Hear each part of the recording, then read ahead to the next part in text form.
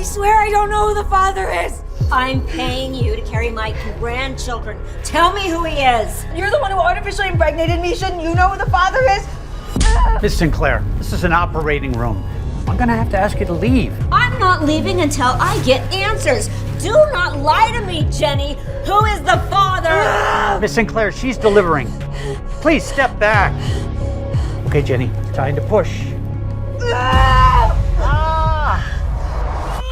Upon seeing the baby, Jenny felt a warmth and love she couldn't ever imagine.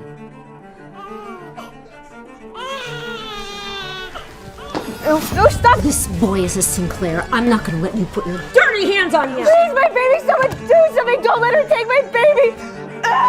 Second one's coming. Okay, Jenny, I need you to take a deep breath and push. Oh my God, it hurts so much!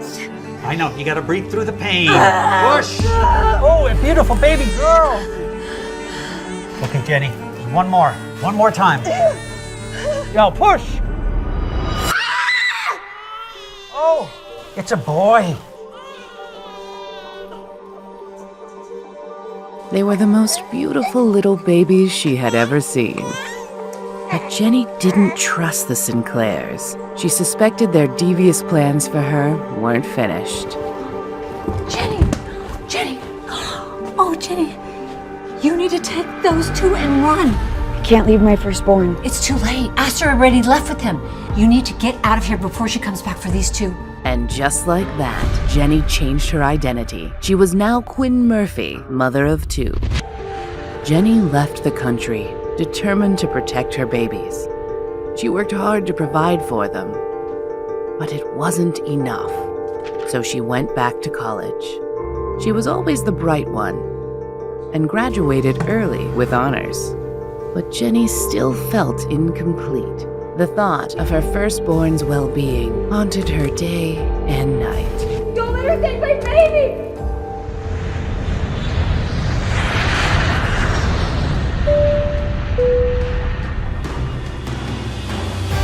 But now, Jenny was back in town with a new identity and a new job.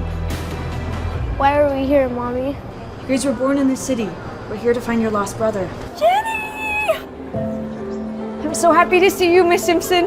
Ms. Nora Simpson had been a loyal part of the Monroe family since Jenny was a child. Even when the Monroe business fell apart and Jenny's fiancé left her, Miss Simpson stayed by her side.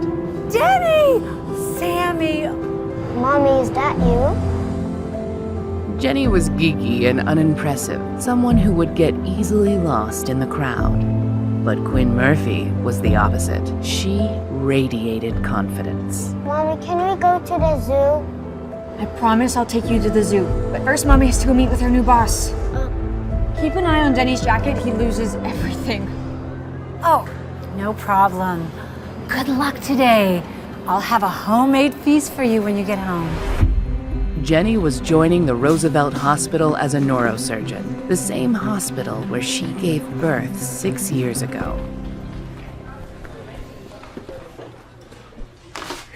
Quinn Murphy. Welcome to Roosevelt's Neurology Department. I'm Dean Crawford, head of the surgical department and your new lead. Excited to be on board. I have to ask, with a resume like yours, why Roosevelt? Why not go to the best of the best? Ms. Murphy? Unfinished business, I guess. Dr. Crawford to surgery. I repeat, Dr. Crawford to surgery. Duty calls. We'll continue this later, I promise.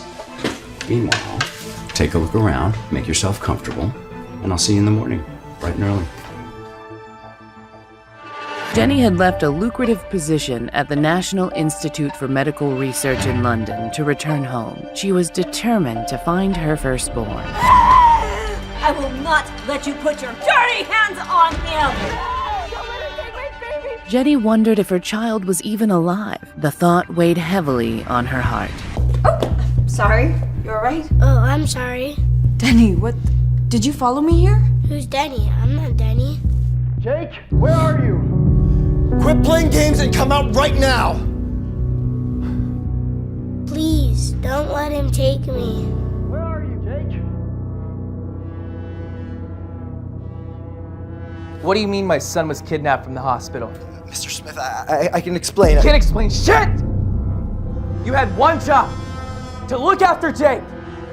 What am I gonna tell his mother? He went to the restroom during his medical checkup and he just disappeared. Review the security footage. And find my son. I'm on my way right now. Yes, sir, I'm on it. Find Jake. Or I won't just fire you. I will kill you myself! Ah!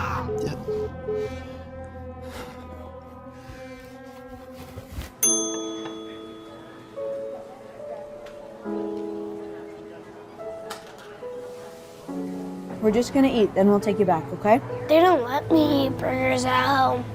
Jenny felt a strange tug of curiosity and hope, struck by the uncanny resemblance between Jake and Denny. Could this boy be her firstborn?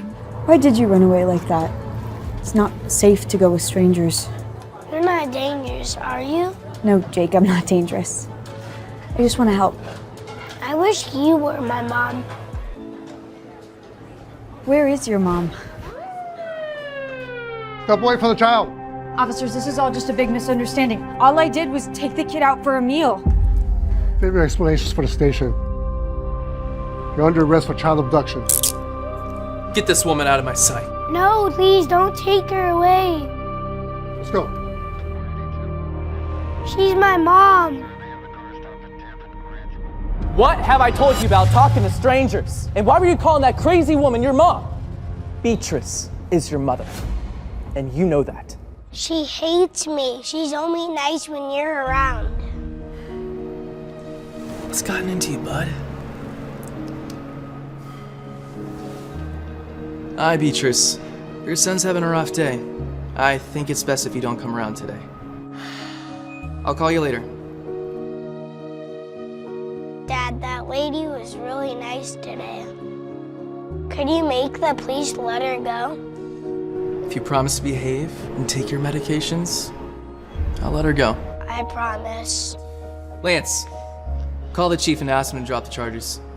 You got it, boss.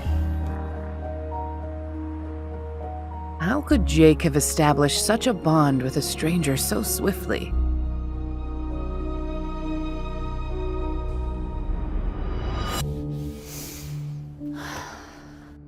Hey, are you all right? Was everything okay at the hospital? Come here. Jenny recounted her stressful day to Miss Simpson, running into Jake, the child of the powerful Fred Smith, with an uncanny resemblance to her own son Denny, being arrested for child abduction, then suddenly being released. Miss Simpson could tell that Jenny was afraid. Dr. Murphy to surgery. I repeat, Dr. Murphy to surgery. An overwhelming sense of fear gripped her like a vice, as if Miss Sinclair wanted her and her children dead.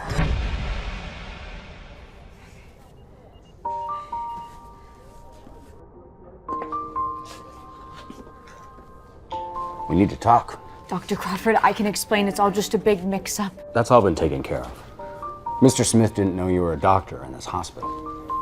In fact, you're going to be treating Jake from now on. He'll be here any moment. What is Jake being treated for? He's been coming to this hospital for behavioral issues and temper tantrums, and he's prone to violent outbursts.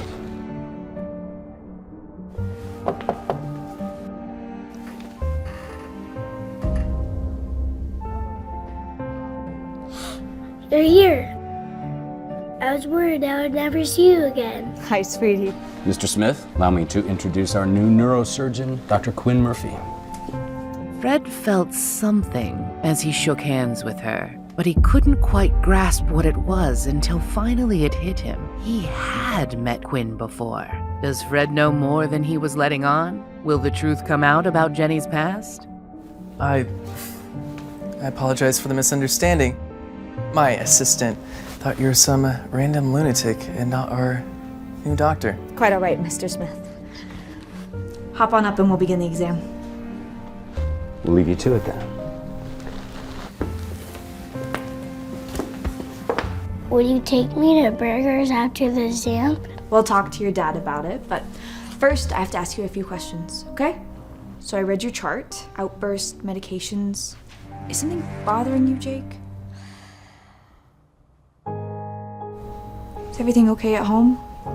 I just get really mad because of my mom. She's not really my mom, and she's mean to me when no one's around. She hates me. All right, Jake, I believe you. I'm gonna ask you an important question, and I want you to answer it honestly. Can you do that? Does your mother ever hurt you? Jenny's heart broke upon hearing this. She knew what she had to do. She needed to immediately convene with Dr. Crawford to gauge whether the situation was serious enough to be reported to authorities. I'll be right back. Can I speak to you in private? Something wrong with my son? I haven't done any neurological exams on the boy yet, but I just need to speak with Dr. Crawford. You haven't even examined him yet, and you already need your boss's help? Doc, is she even competent enough to treat my son? All right, calm down, Fred. I'm sure everything is... I need to know. I do not trust just anybody with my son. Is he okay, Miss Murphy? Quinn, it's okay. He's the father. What's going on? Jake seems to be under significant stress.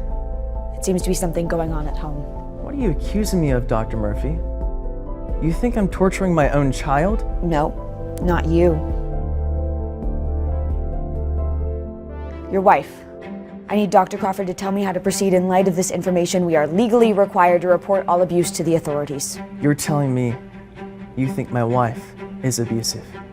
I only know what Jake told me. This is outrageous. How dare this woman throw such allegations against my family? I will have your medical license revoked. Don't you care about your son's well-being, Mr. Smith? I did you a favor by coming to Dr. Crawford. Maybe I should have just immediately reported you to the authorities. I should have never dropped those charges against you. I'm taking my son home.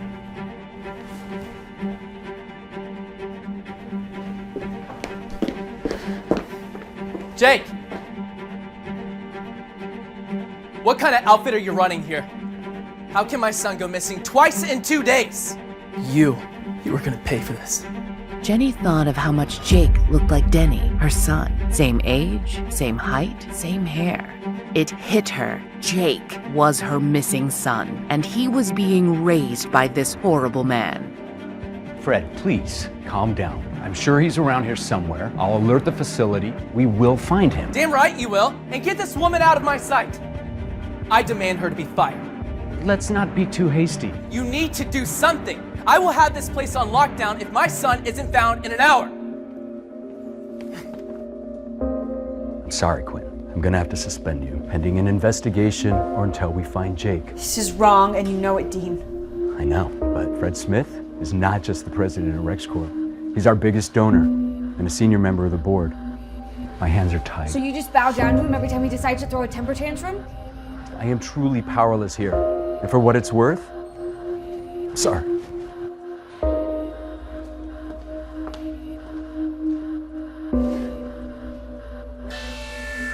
Attention all staff.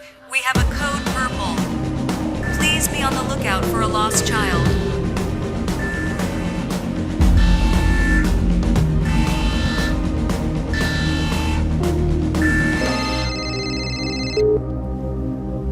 Miss Simpson? Jenny, are you all right?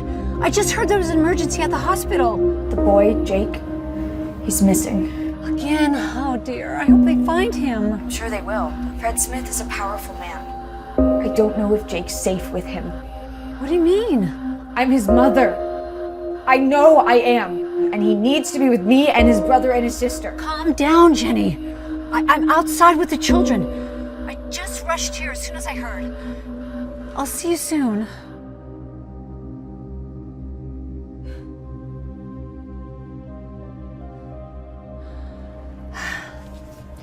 Your mom's coming now. Sammy, where's Jenny? Looking for Mom. Jenny! Jake! Can you stop running away? I'm gonna get in serious trouble. Let's get you home. Jake knew he should set the record straight and stop Fred from taking the wrong boy home. But he had wanted to get away from his father for so long. This was his chance. Jenny! Jenny! Jenny! I'm not Jenny. Come back to the car right away. You can't just wander off. I'm not Jenny.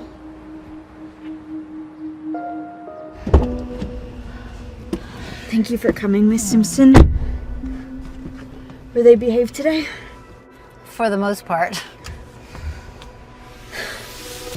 But Jenny had no idea that her firstborn son, the one that was taken from her, was sitting in her car instead of the child she'd raised all these years. But what would happen to Denny now that he was under the care of that terrible man? And worse yet, what would Fred do when he found out who Jenny really was?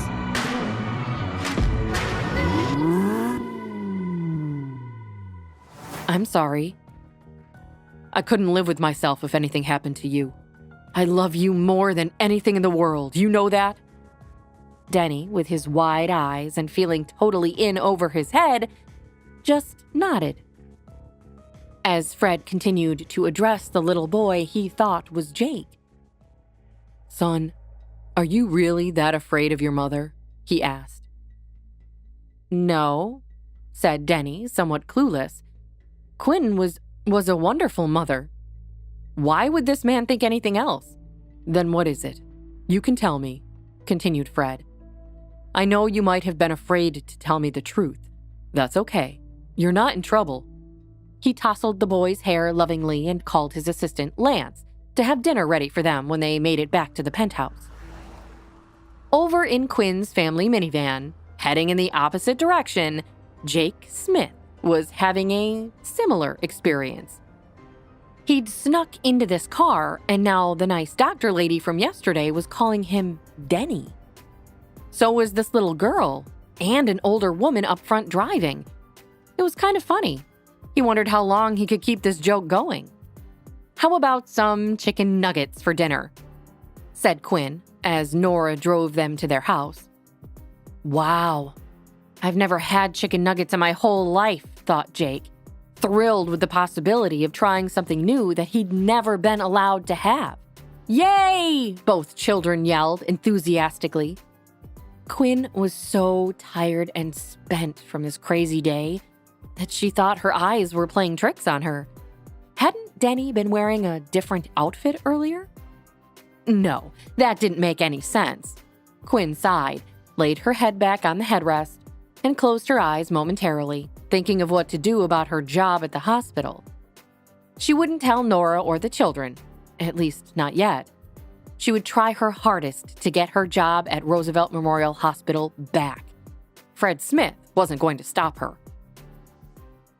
However, across town at Fred Smith's penthouse, her son, Denny, was now seated in an ornate dining room at a very long table. People were all fussing over him and still calling him Jake. The man in the fancy suit sat at one end of the table, and a lady with a lot of makeup sat on the other end. I'm sure your mother has been worried about you today, said Fred, gesturing to the woman at the end of the table. That's not my mother, said Denny matter-of-factly. She is. Now, come on, reiterated Fred. No, she isn't. Jake, we've talked about how hurtful it is when you say these things about your mother. Denny exhaled and looked up into the large crystal chandelier with amazement as a chef placed a plate on the table in front of him. The boy looked down at his plate, confused. What's this? He asked. The woman at the table clenched her jaw. It's veal bolognese, said the chef gently. The boy started picking at it with his fork, curiously, and eyeing it with suspicion. Veal bologna? Asked Denny. That doesn't sound very yummy. The woman exhaled loudly, her frustration evident. Fred cleared his throat. Chef Julian, will you please take Jake into the kitchen and find him something else to eat? I'm sure this is delicious, but it's been a rough day for him. Certainly, sir, agreed Chef Julian and accompanied the boy to the kitchen. thinking privately about how nice it must be to be this rich and be able to have an array of dinner choices ready at a moment's notice. He ran away again, and now he's refusing to eat his dinner? Complained Beatrice. And he's still arguing that I'm not his mother. You need to check him in somewhere, Fred. He's getting worse. No thanks to you. Fred narrowed his eyes on his wife. I don't know what you're talking about, cooed Bernice, but I'm sure you will enlighten me. Do you know why he ran away this time? Boomed Fred. Because he's an incorrigible problem child with mental health problems? Said Bernice. No. I learned today that you have been hitting our son. Is that true? Oh, please. Even the Bible says if you spare the rod, you spoil the child. You may let him get away with turning his nose up at dinner and having Chef Julian cook him something new, but I certainly won't. You're turning the kid into a spoiled brat, Fred.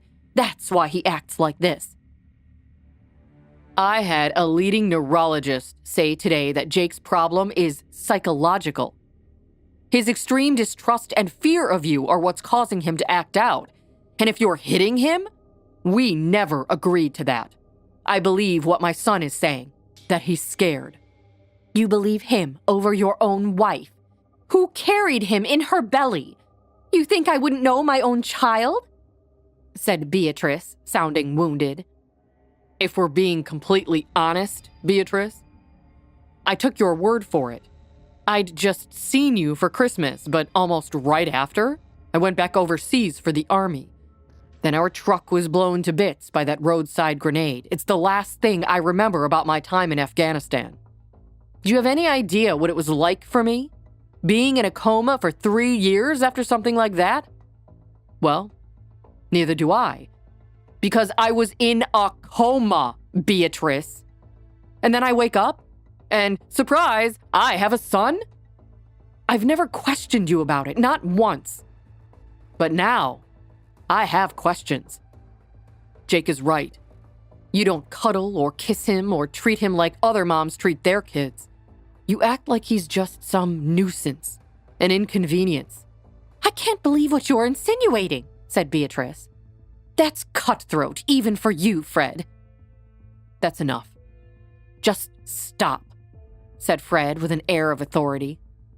Pack up your things, Beatrice. I'll have Max watch you to make sure you pack only your own belongings. You are to leave this penthouse immediately. You will never hit my child again. You'll be hearing from my lawyers. Fine.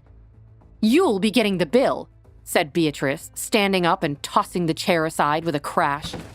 I always do, mumbled Fred, who had spent hundreds of thousands per year on spa treatments, clothes, plastic surgery, country club memberships, and more for this woman. I'll take you to the cleaners, said Beatrice. You can try, said Fred.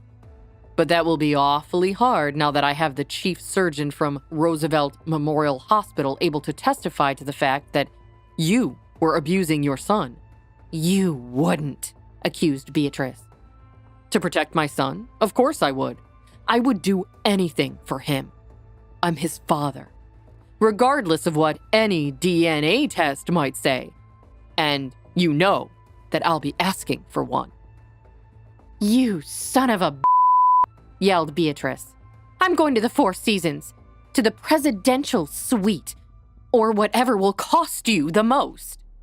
Enjoy it while you can, sweetheart, said Fred nonchalantly as Beatrice stamped out of the room with indignation, shaking it off. Fred then noticed the boy, standing in the open kitchen doorway. How would he explain all this to him? I told you I don't need medicine. You can't make me, yelled the 6-year-old boy, running away afraid. While young Jake Smith had escaped the hospital and headed right into the Murphy family's minivan and was now masquerading as Denny Murphy, the identical brother he didn't even know about, Quinn's son, Denny, was now high up in a luxurious penthouse, being mistaken for Jake Smith and being asked to take Jake's medicine. The man wielding the pill bottle, Fred Smith, had taken him home, thinking he was Jake. And while Denny had fun with it for a while, taking limos to a fancy penthouse and eating dinner made by a professional chef, now Denny felt like he was in over his head, especially since Fred was now trying to make him take medicine. "Jake," began Jake's father, Fred Smith. "We've talked about this. The medicine will calm you down and help you go to sleep a little bit easier." "I don't need it. There's nothing wrong with me. You even told the mean lady the same thing before you sent her away." "That mean lady," answered Fred, "is your mother. I'm sorry you heard our argument. That's not fair to you. But this medicine was prescribed for you by a doctor." "My mother's a doctor," said Denny, telling the absolute truth about the life of Denny Murphy. "What? Your mother isn't a doctor, and she isn't here. I'm here. And I want you to feel better, so just take the medicine, okay?" sighed Fred, addressing the boy he thought was his son, Jake. Fred was weary. Why did parenthood have to be so difficult? Fred loved his son, but these kinds of refusals sure got tiresome. "Fine, I will," said Denny, sick of arguing too. He realized that he could either just take the medicine or be forced to, and he didn't want to be forced. He walked back to the bed and accepted the medicine. The pill scraped his throat as it went down, but he held his little dog finger puppet in his hand and drifted off to a contented sleep within minutes. On the other side of town, Jake Smith continued his escapades as Denny Murphy. He had the time of his life eating chicken nuggets for the first time, even if he was confused about this other family having such a small house and no resident chef. Didn't everyone have their own chef? He really liked Chef Julian. He liked going into the kitchen and hearing the old man hum to himself as he sharpened his knives, cut vegetables as fast as the wind, and flipped his pots and pans around in a flash. There was always something to see in Chef Julian's kitchen. Nora Simpson, the Murphys' nanny, didn't seem to know any kitchen tricks. She had simply removed a bag of chicken nuggets from the freezer and toasted them in a small toaster oven. Jake couldn't believe how peculiar this was. "Nanny," said Jake, "aren't you going to chop anything really fast with your kitchen knives or do any cool tricks with your frying pan?" Sammy Murphy, Denny's sister, laughed at this. "Isn't there anything for me to stir or taste?" Jake continued with disappointment. Began Nora, thrown by the boy calling her nanny instead of Nora. "No, I'm not going to flip frying pans around. That's not safe. I could drop them and hurt somebody or break the pan. Just eat your dinner, mister. You know we have an important day tomorrow. We're going to see about finding you and your sister a nice new school." "I liked our old school," said Sammy sadly. "I miss my friends. I miss the parks. I miss the red telephone boxes." "Aw, honey," said her mother, Dr. Quinn Murphy, who had just appeared in the doorway after changing out of her work clothes. "I know it's hard moving to a new place, but I promise you'll make new friends. We can go to Central Park and you'll see all kinds of exciting things that are way better than red telephone boxes." "Do you mean it?" asked the girl a little skeptically, warming Quinn's heart. "Absolutely," said Quinn. "And tomorrow, we are visiting a great new school to see how you like it. I know they have a dance studio and art classes, and maybe you can even learn a musical instrument. Would you like that?" "I want to play the drums," said Jake. "Too loud, sweetie. I think the neighbors would prefer it if you chose a different instrument. I know I certainly would. So, no drums, no trumpet, no bagpipes." "Aw," said Jake. Quinn started to tickle the boy, and he laughed. Soon, she was in a tickle fight with both children. "You're the best mom I ever had," said Jake as the laughter died down. "Why, thank you, honey. I love you too," Quinn replied, her heart swelling with love for her children. But momentarily thinking again about the boy at the hospital, Jake Smith, and the possibility of him somehow being her long-lost firstborn triplet. What would Denny and Sammy say if they knew they had a brother? Quinn forced her mind back to more important matters. Right. It's bath time, you two. You're first up, Denny, she said. The children grumbled but made their way upstairs as Nora cleaned up after dinner. Quinn started the water running and helped the children pick out clean pajamas. Jake liked Denny's pajamas better than his own. Back home, Jake's pajamas were matching sets and shiny material with cursive letters embroidered on them in gold. They were boring. These pajamas were blue, had footies and a big long zipper, and had pictures of dinosaurs all over them. Jake decided that whenever he got home, he would ask his dad for some pajamas with dinosaurs on them. They looked so comfortable. Jake couldn't wait to wear them. You know the drill, sonny boy, said Quinn, turning off the bath water. Clothes off and get in the tub.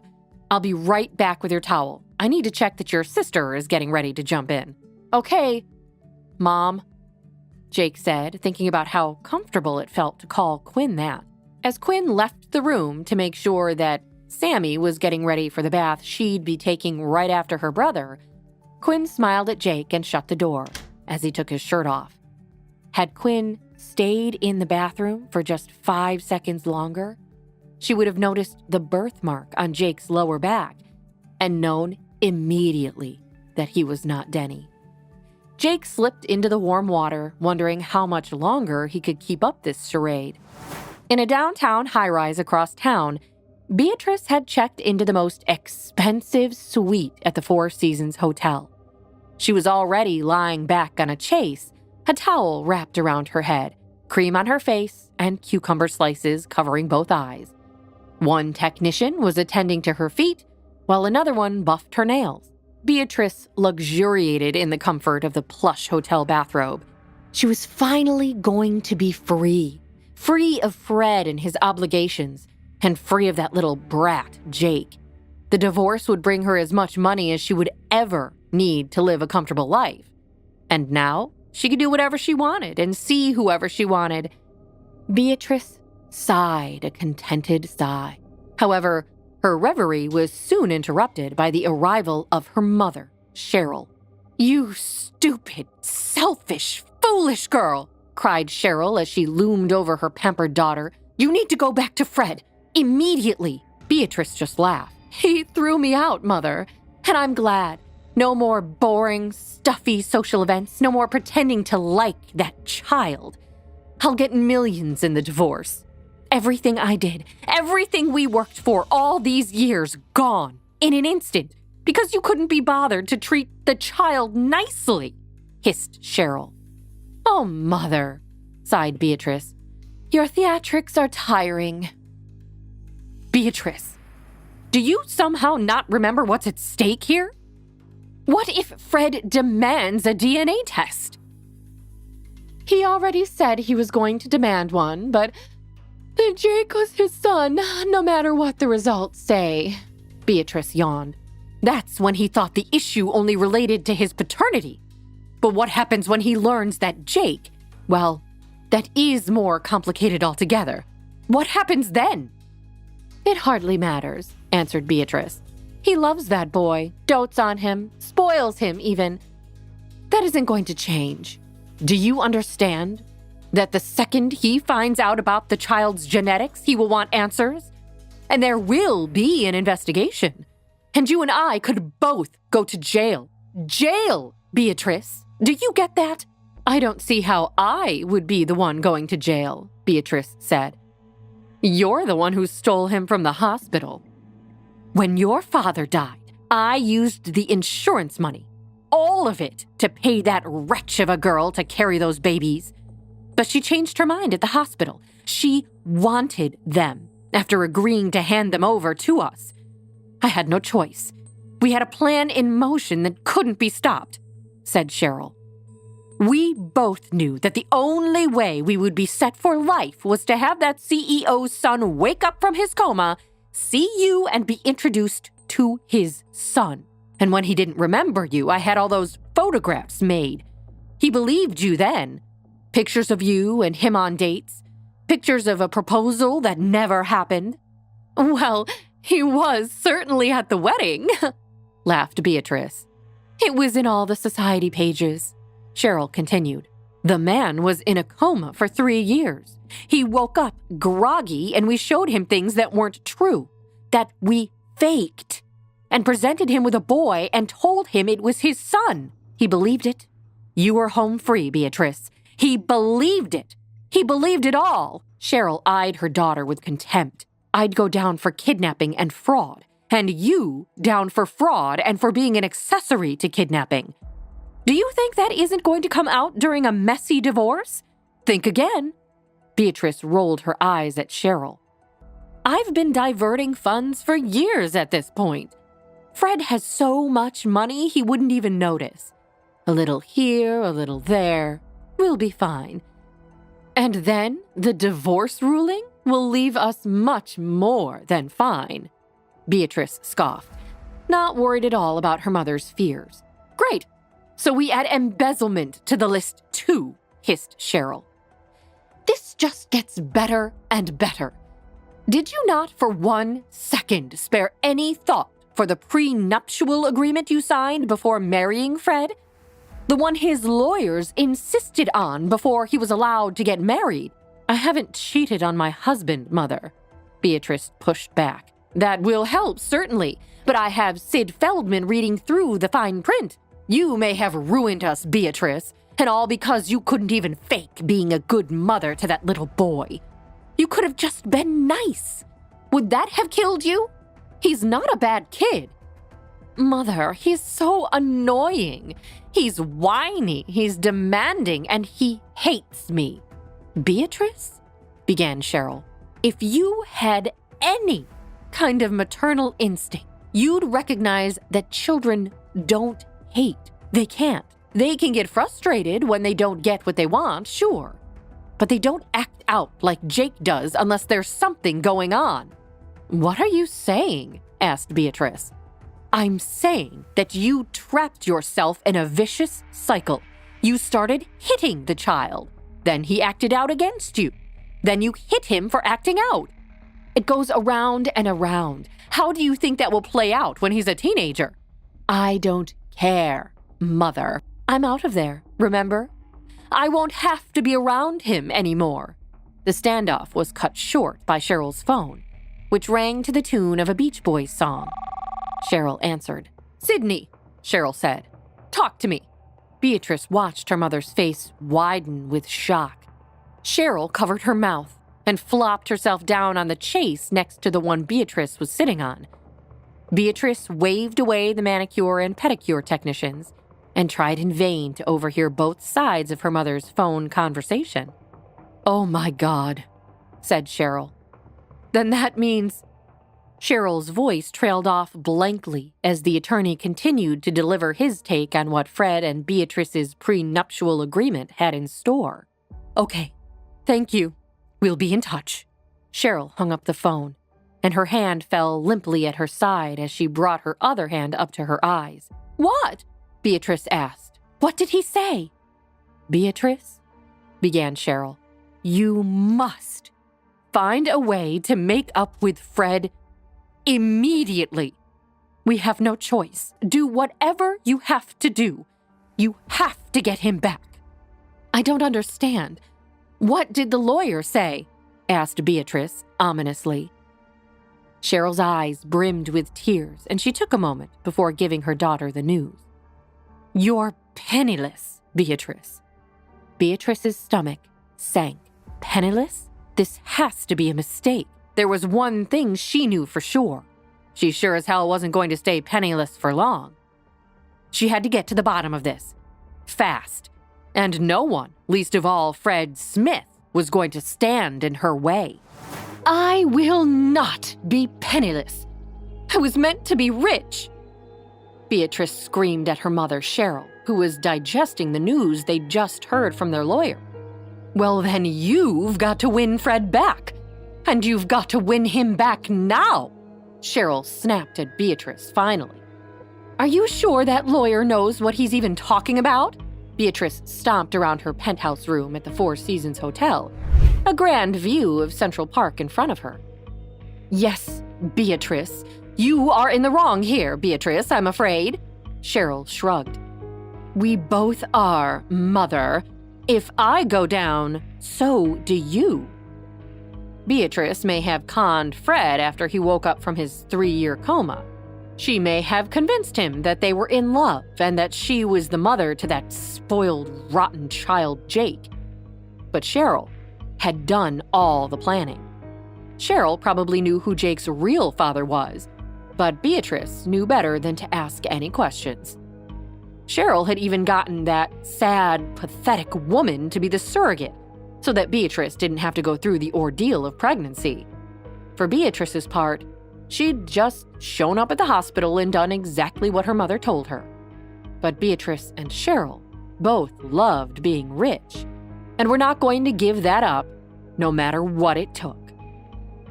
Suddenly, Beatrice stood up and walked over to the telephone in her room and dialed down to the front desk. Hello? What are you doing, Beatrice? You're wasting precious time here, Cheryl snapped. But Beatrice just ignored her until she'd hung up the phone, satisfied. Beatrice had made Fred fall in love with her once. She could do it again. And she would look good doing it, all on Fred's dime. I'm getting Fred back, she announced, flopping back down on her plush king-sized bed. Meanwhile, across town, Fred was still working on controlling Jake, but in the course of the new day, he'd seen something of a shift in him. Jake had suddenly become obedient. It's time to take your meds, Jake, Fred, Jake's father, urged, expecting another fight like the one they'd had the day before. But Denny Murphy, who was pretending to be Jake Smith, just nodded and held out his hand, his beloved finger puppet on his finger. Fred smiled. He didn't know what happened to his son, but he liked this change in him. The medication must be working, Fred thought. Fred knew that keeping that useless Dr. Quinn away from his son had been a good idea. She deserved that suspension. Really, he should have had her fired. But then, Fred stopped himself. Why did he keep thinking about this Dr. Quinn Murphy? Meanwhile, Denny put the pill in his mouth. Fred handed him the glass of water. Denny took a sip. Fred patted his head. Good job. Fred patted his son's head. The meds make you feel better, don't they? Yeah, I guess, Denny agreed.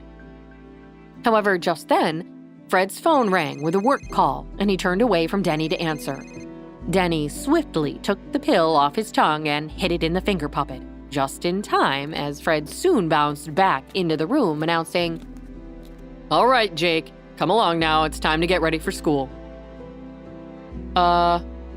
What school do I go to again? Denny asked earnestly. But Fred just laughed and shook his head. Very funny. Come on now, get dressed. Your teacher is waiting for you. But seriously, what school do I go to? Denny asked again. You're homeschooled, Jake. You know that. But what about friends? Like friends at school? Fred shook his head. Maybe those meds weren't working after all. Fred couldn't believe this. Jake had been homeschooled for his entire childhood. He'd never had any complaints. Look, I don't have time for this, Jake. I need to get to work. The teacher's waiting for you on the 3rd floor. Hurry along now. Unsure what else to do, Denny wandered his way towards the 3rd floor, all the while whispering to himself, Homeschool? What does homeschool mean? As Denny grappled with the strange world of the ultra-rich, Jake, who had taken on Denny Murphy's life, was excited to begin his first day of actual school. He'd never had classmates before. His father had never allowed Jake to attend real school.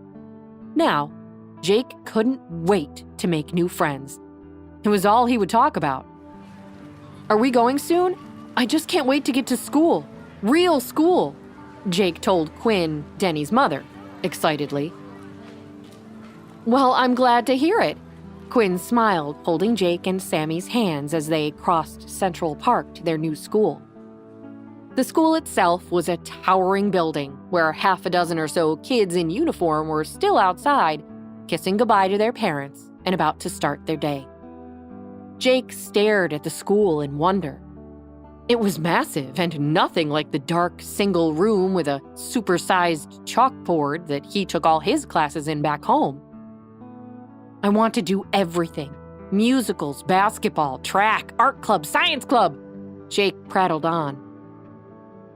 You hate science, Sammy interrupted.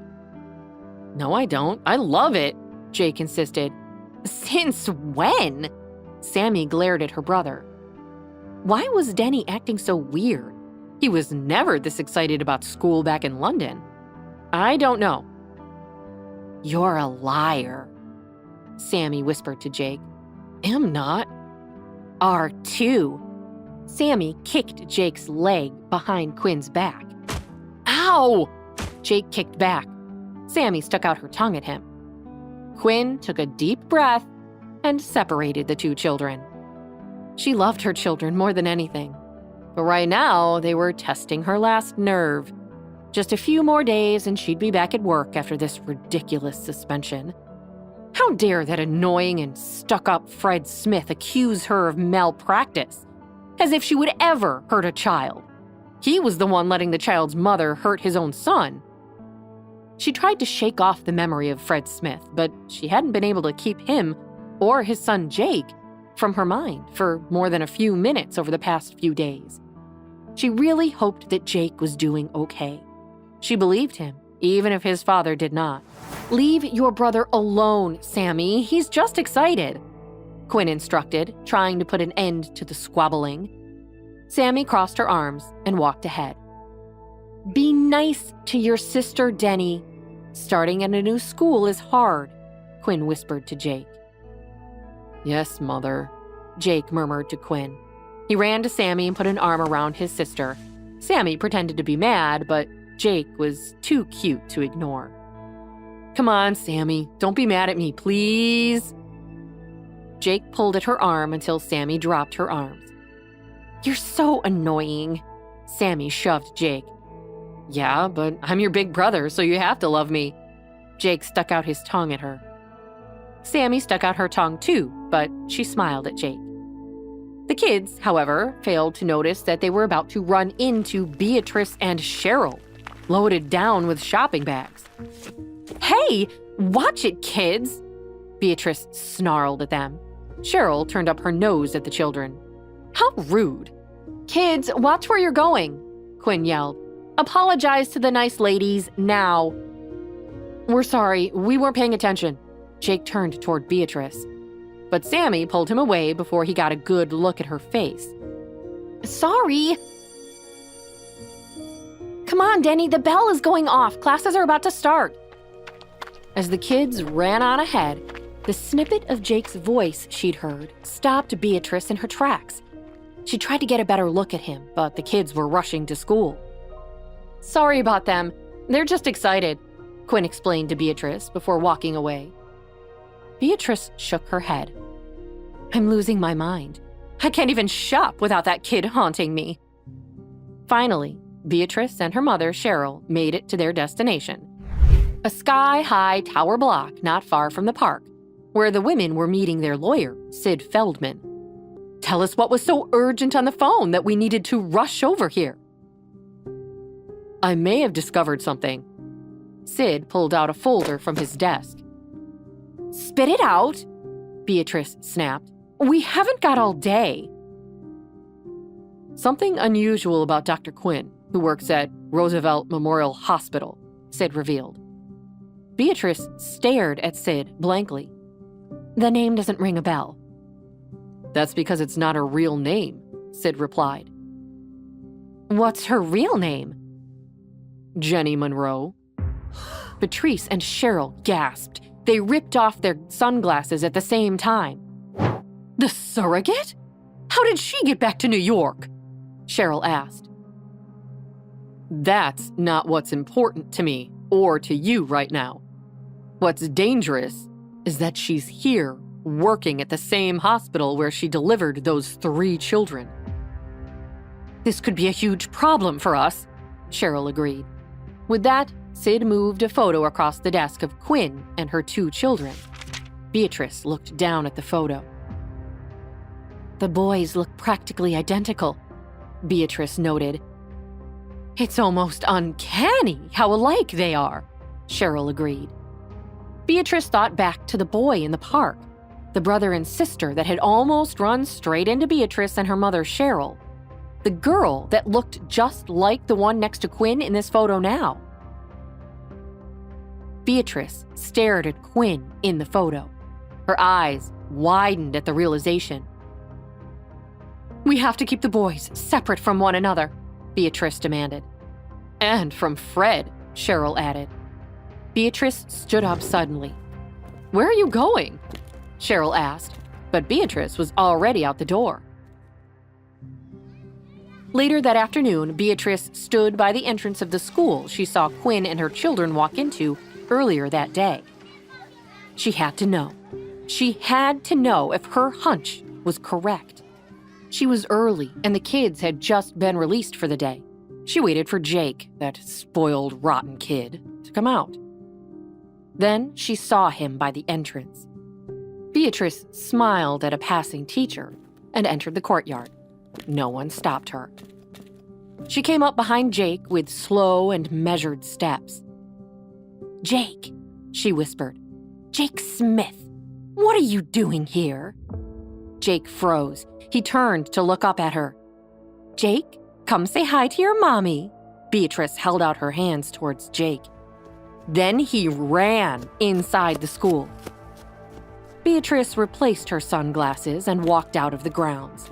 She had a smile on her face. Later that night at the Smith mansion, Denny stared at the chalkboard in front of him full of numbers and equations.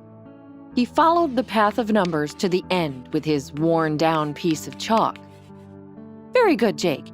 Now we are on to the science portion of the class. Mrs. Robin, the teacher, pulled out a hefty science book to place on the desk. Denny hated Mrs. Robin. She was too strict and tapped him with her ruler whenever he slouched or got an answer wrong. He hadn't been outside at all today.